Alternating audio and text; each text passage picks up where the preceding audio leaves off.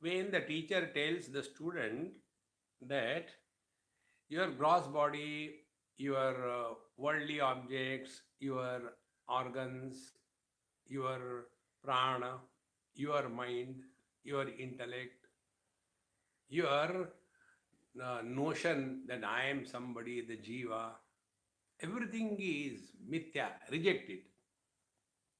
Okay. Then what remains? Nothing remains. See, this thought comes in the third chapter of Panchadashi, where the Panchakosh Vivek is done, and there that student tells, if we negate all the Panchakosha, there is nothing remaining. So the teacher says, whatever you call nothing, that is the truth. So here also the same thing. When we are told, be very attentive. The 9 fools were counted by the 10th fool. 1, 2, 3, 4, 5, 6, 7, 8, 9. Oh God, the 10th one is lost. So what was happening? He was remaining extrovert, he was remaining objective, and wanted to find out the subject. See, the subject can never become an object. See, like colors and forms are objects, vision is the subject. So the colors and forms, they cannot see the vision. Then organs are the objects, mind is the subject. So the eyes cannot see the mind. See? Then mind is the object, then Chetana is the subject.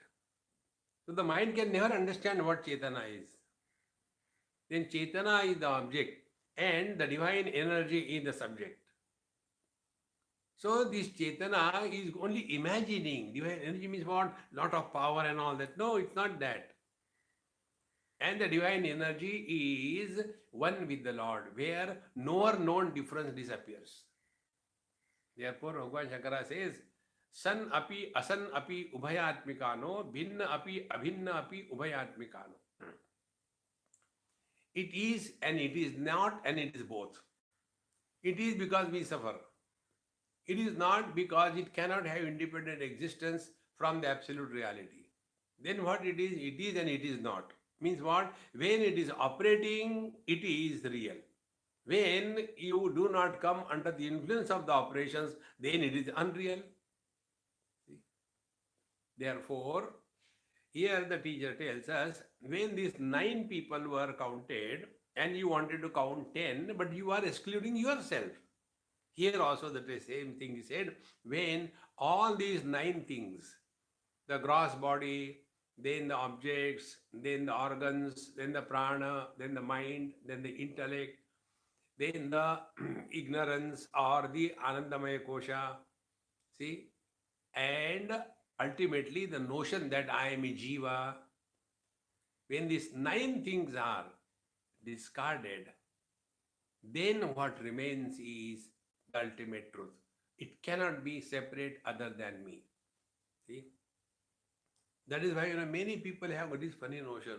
See, I have done everything. Now I am just waiting for the last click. What click? See, if you study Panchadashi, it's very straight away. It is something like example is given there. If somebody says, I don't have the tongue in my mouth, now who can make this statement? The one who makes this statement is a liar. Lawyer, liar, एक ही बात है. Or the one who really doesn't have tongue in the mouth, he will never speak. In the same manner, when we say, I want to know the truth, unless you are there, how will you know?